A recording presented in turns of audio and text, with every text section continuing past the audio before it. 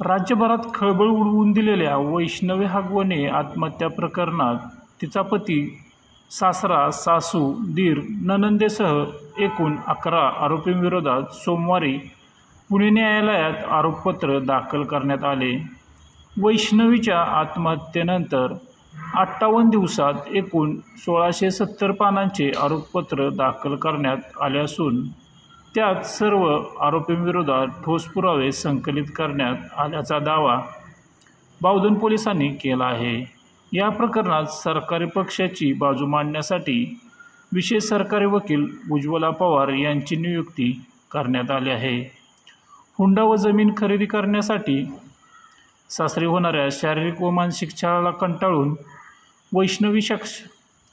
वैष्णवी शशांक हगवणे वय 24 राहणार मुक्ताई गार्डनजवळ भुकुम मुळशी हिने 16 मे रोजी राहत्या घरात गळफास घेऊन आत्महत्या केली. वैष्णवीला मारहाण व जाच करून आत्महत्येस प्रवृत्त केल्याप्रकरणी तिचा पती शशांक राजेंद्र हगवणे वय 27, सासरा राजेंद्र तुकाराम हगवणे वय 63, सासू लता राजेंद्र हगवणे वय 54, नणंद करिश्मा राजेंद्र हगवणे वय 31, दीर सुशील राजेंद्र हगवणे वय 27 सर्व राहणार मुक्ताई गार्डनजवळ भुकुम यांच्या विरोधात आरोपपत्र दाखल करण्यात आले आहे.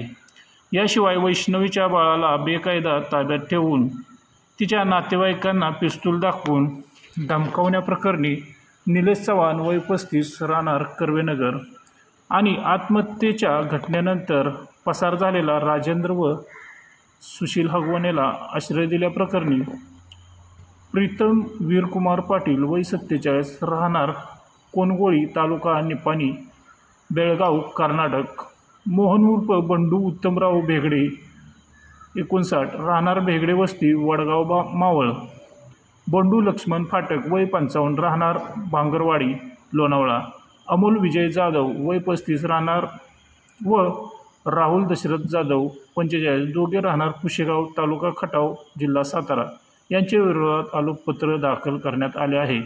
प्रथम वर्ग न्यायदंडाधिकारी अलिशा बागल यांच्या न्यायालयात दाखल करण्यात आलेल्या आरोपपत्रात प्रत्येक आरोपीचा गुन्ह्यातील सहभाग ठोस पुराव्यांसह अधोरेखित करण्यात आला आहे, अशी माहिती बावधन ठाण्याचे वरिष्ठ निरीक्षक अनिल विभूते यांनी दिली. या प्रकरणात आरोपींना आश्रय दिल्याप्रकरणी आरोपी प्रीतम पाटील, मोहन उर्फ बंडू भेगडे, बंडू फाटक, अमोल जाधव व राहुल जाधव यांना न्यायालयाने पूर्वीच जामीन मंजूर केला आहे.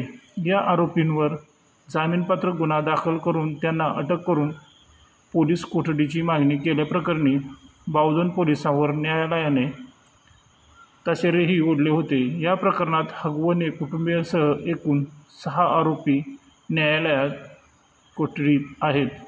त्यापैकी लता हगवणे, करिश्मा हगवणे आणि निलेश चव्हाण यांनी जामीन मिळण्यासाठी सत्र न्यायालयात अर्ज केला आहे.